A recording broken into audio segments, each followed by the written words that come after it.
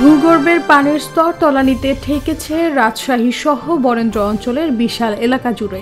পানির স্তর এতটাই নিচে নেমেছে যে এখন বরেন্দ্র ভূমির রাজশাহী, নওগাঁ ও চাঁপাইনবাবগঞ্জ জেলার ৮ উপজেলার ২৬টি ইউনিয়ন এলাকায় ১৭০ ফুট খনন করেও পানি উঠছে না গভীর নলকূপে।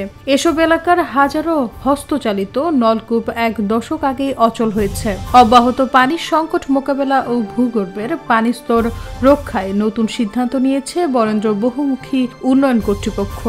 উত্তর হিমালয় অঞ্চল থেকে বয়ে আসা হিমশীতল ঠান্ডা বাতাসে পঞ্চগড়ে বয়ে যাচ্ছে মৃদু শৈত্যপ্রবাহ।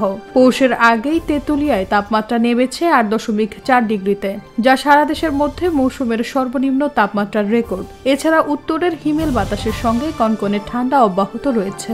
বাংলাদেশের সংখ্যালঘুদের উপর কথিত নির্যাতন সম্পর্কে হোয়াইট হাউসের জাতীয় নিরাপত্তা কাউন্সিলের স্ট্র্যাটেজিক কমিউনিকেশন পরিচালক অ্যাডমিরাল জন কিরবি বলেন, আমরা বিষয়টি অত্যন্ত গভীরভাবে পর্যবেক্ষণ করছি, এমনকি প্রেসিডেন্ট এ বিষয়ে গভীরভাবে পর্যবেক্ষণ করছেন।